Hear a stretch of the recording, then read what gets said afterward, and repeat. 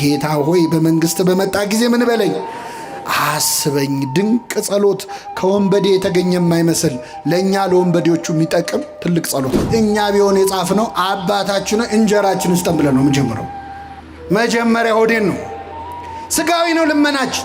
ብዙዎቻችን በነገራችን ላይ ንስሐን ላንገባ የሚያደርገን ያለፈው ኃጢአታችን አይደለም፣ ለወደፊት ልንሰራ ያሰብናቸው ኃጢአቶች ናቸው። እግዚአብሔር ትንሽ ሲለምኑት ልመናው ደስ ካለው ያለመንከውን ይጨምርልሃል። ጸሎት ብዙ ጊዜኛ የምንጸልየው ጸሎት የማይሰማበት አንዱ ምክንያት እግዚአብሔር ስለሚወደን ነው። እስኪ አብረን እንጠጣለን፣ አብረን እንሰክራለን፣ ና እንጠጣ፣ ና እናመንዝር፣ ና እንጨፍር፣ ና እንስከር የሚል ጓደኛ አለ። ና ንስሐ እንግባ የሚል ግን የለም።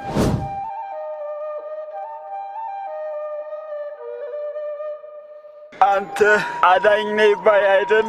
ምን ራስህንም እኛንም እስኪ ስታድነን ይታይ። እግዚአብሔርን አትፈራም? እኛስ በጥፋታችን ነው የተፈረደብን፣ እርሱ ግን ምንም ነገር አላጠፋም። ጌታ ኢየሱስ ሆይ በመንግሥት በመጣህ ጊዜ አስበኝ። እውነት እልሃለሁ ዛሬ ከኔ ጋር በገነት ትሆናለህ። እኛ ቢሆን የጻፍነው አባታችን እንጀራችን ስጠን ብለን ነው የምንጀምረው። መጀመሪያ ሆዴን ነው፣ ስጋዊ ነው ልመናችን። ይህ ወንበዴ ግን አስቀድማችሁ ጽድቁን መንግስቱን እሹ ነው ያለ። እስቲ መቼ ነው ስዕለት ሲሳል ለንስሐ አብቃኝ ብዬ ተስዬ ነበር የሚል ስለት ሰምታችሁ? ለቁርባን አብቃኝ የሚል ስለት፣ የቤተ ክርስቲያንን መከራ አቁምልኝ የሚል ስለት፣ እስቲ በቃችሁ በለን የሚል ስለት። እዚህ ያለ ሰው ንስሐ ቢገባ ጸጥ እንደሚል ታውቃላችሁ? ማዕበሉ እዚህ ያለው ሰው ብቻ ንስሐ ቢገባ ማረኝ ቢል ዝም ብሎ የውሸት አይደል? ግን ንስሐ መግባትም አንፈልግም። ለምን? የምንሰራው የቀረ ብዙ ኃጢአት አለ። ብዙዎቻችን በነገራችን ላይ ንስሐን ላንገባ የሚያደርገን ያለፈው ኃጢአታችን አይደለም፣ ለወደፊት ልንሰራ ያሰብናቸው ኃጢአቶች ናቸው። እቅዶቻችን ናቸው ያስፈሩን። ገና የቀረ ፕላን አለን። ስለዚህ አይቀስ ብዬ በኋላ ገባለው እንድንል ያደረገን ገና ከኃጢአት ፍቅር ስላልተላቀቅ ነው። አምላካችን ያላቀን በመንግስት በመጣ ጊዜ ምን በለኝ አለ አስበኝ። ዛሬ ከኔ ጋር በየት ትሆናለህ አለው? በገነት ትሆናለህ አለው። ይህ ወንበዴ 10 ደቂቃ ባልሞላች ጊዜ ውስጥ ነው ክርስቶስን አናግሮ ንስሐ ገብቶ ገነት የገባው። እኛ ጊዜ የለኝም ወደ እግዚአብሔር ለመመለስ እንላለን። ሰበብ ምን ቢዚ ብትሆን፣ በስራ በትምህርት በማህበራዊ ህይወት ብትወጠሩ ከዚህ ወንበዴ በላይ አልተቸነከራችሁ። ሰበብ የለንም። ይህ ወንበዴ በደቂቃ ምህረት እንዳገኘ ተመለሱ እንጂ እግዚአብሔር ወደ ሁላችን ይመለሳል። ሁላችንም የሆነ ጓደኛ ይኖረናል። አብረን ኃጢአት እንሰራለን፣ አብረን ግን ንስሐ እንገባ። አብረን እንጠጣለን፣ አብረን እንሰክራለን። ና እንጠጣ፣ ና እናመንዝር፣ ና እንጨፍር፣ ና እንስከር የሚል ጓደኛ አለ። ና ንስሐ እንግባ የሚል ግን የለም። አብሮ መበደል እንጂ አብሮ ይቅር በለን ማለት እኮ አንችልም። ጓደኛ ማለት ለኃጢአት የሚጠራህ አይደለም፣ ለንስሐ የሚጠራህ ነው። ይህ ወንበዴ ከጎኑ ያለውን አብሮት የተሰቀለውን ጓደኛውን እግዚአብሔርን ፍራ እንጂ ብሎ መከረው። 1 2 እኛ ስላደረግነው የሚገባንን እንቀበላለናል። ለተረገመው የመስቀል ሞት የሚያበቃ ኃጢአትን ምን ብለናል? ሰርተናል አለ። ተአምኖ ኃጣው ማለት ኃጢአቱን አመነ። 3ኛ ማንም ያልመሰከረው ምስክርነት ሰጠ። ከኔ ጋር በሉ ይህ ግን አይሰማም። ምንም ክፋትን አላደረገም። ማንን ነው?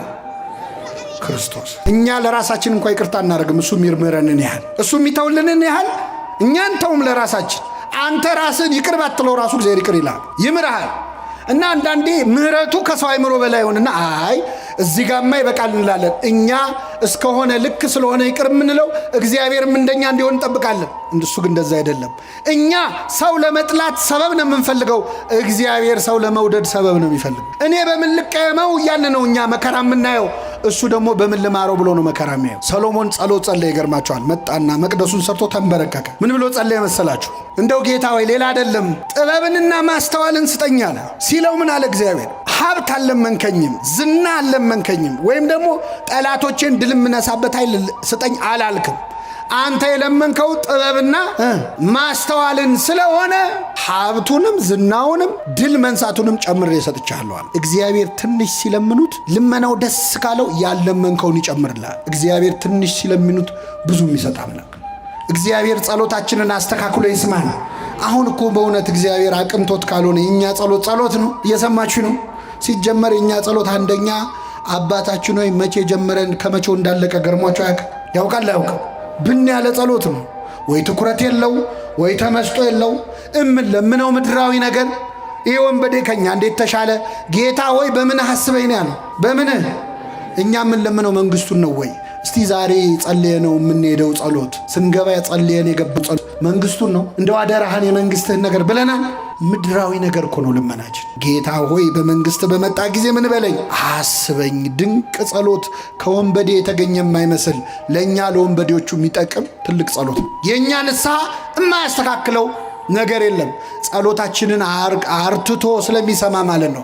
አንድ አባት ያደረጉትን ልንገራችሁ። ጸሎት ብዙ ጊዜ እኛ የምንጸልየው ጸሎት የማይሰማበት አንዱ ምክንያት እግዚአብሔር ስለሚወደን ነው። እስኪ በሉ እግዚአብሔር ምን ስለሚለን።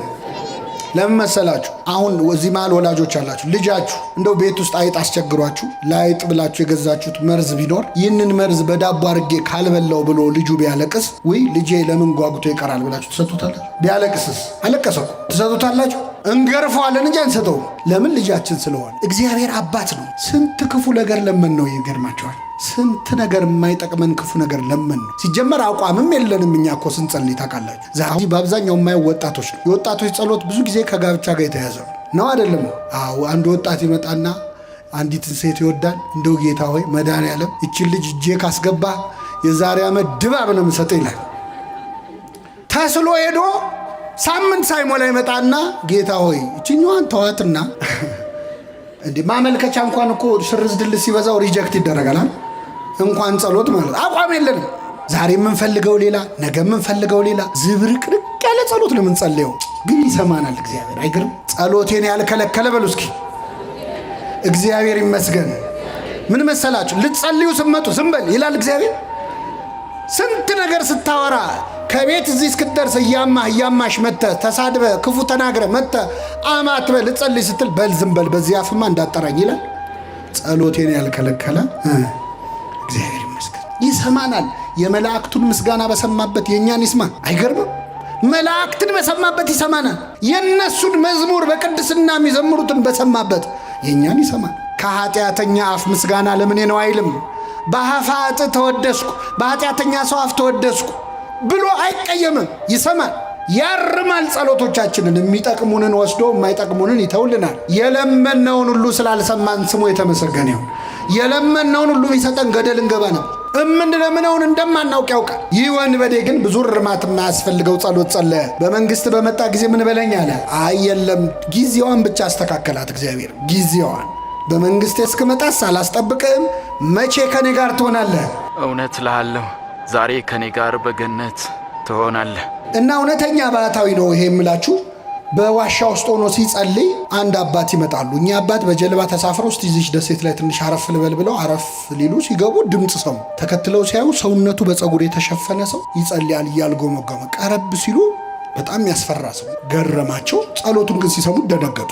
የሚጸልየው ምን ብሎ ነው? ጌታ ሆይ አትማረኝ ብሎ። ምን አትበላይ? ብሕትውናው ይገርማል፣ ምናኔው ይገርማል። ጸሎቱ ግን ያስደነግጣል። ከዛ ቀረብ ባሉትና እጅ ጸፍተው ቀሰቀሱት። መጣ፣ ተሳለመ መስቀል። ማነ? እንዴት እነዚህ ምን ትሰራለህ? እንደዚህ ነው። ስንት ዓመት ወዲህ ይህን ያህል ጥሩ ነው ያለ የያዝከው ነገር ግን የምትጸልየው ጸሎት በጣም ይከብዳል። ምን ነው አለ። አትማረኝ የሚል ጸሎት ኬት ነው ያመጣኸው? አይ አንድ መነኩሴ መጥተውን ያስተማሩኛል። አይ ሰይጣን የተጫወተባሉት። ሰይጣን መነኩሴ ነኝ ብሎ መጥቶ የውሸት ነገር አስተምረዋል። እና ምን ብዬ ልጸልይ አለ። አባታችን ይበላል። አላውቅም አለ። ቅድስና እንጂ እውቀት የለው። አላውቅም አለ። እውቀት ያስታበያል፣ ፍቅር ግን ያንጻል ይላል ቅዱስ ጳውሎስ። አይ ገረማቸው። ቁጭ አድርገው እኔ እናንተ የምናውቀውን አቡነ ዘበሰማያት ቁጭ አድርገው አስተማሩት። አባታችን በሰማያት የምትኖር ስምህ ይቀደስ፣ መንግስት ትምጣ። በደንብ አስጠኑት።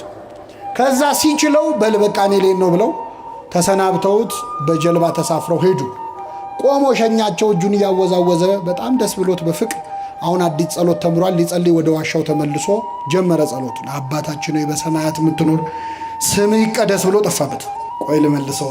በሰማያት የምትኖር ስምህ ይቀደስ ጠፋበት። ቢለው ቢሰራው እምቢ አለው። አይ እኚህ ሰውዬ ሳይርቁኝ በፊት ልድረስባቸውና ይንገሩኝ ብሎ ሮጦ ሄዶ ጀልባውን አስቆመና ስምህ ይቀደስ ብሎ ቀጥሎ ምንድን ነው አላቸው። ሮጦ ሄዶ ነው ያልኳቸው። በምን ላይ ነው የሮጠው? አይሰማም። ሲያዩት ውሃ ላይ እየሄደ ነው። እሳቸው ምን ላይ ነው ያሉት?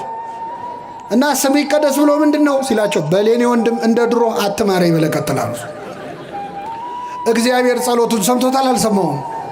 ሰምቶታል። ለምንድን ነው የሰማው መሰላችሁ?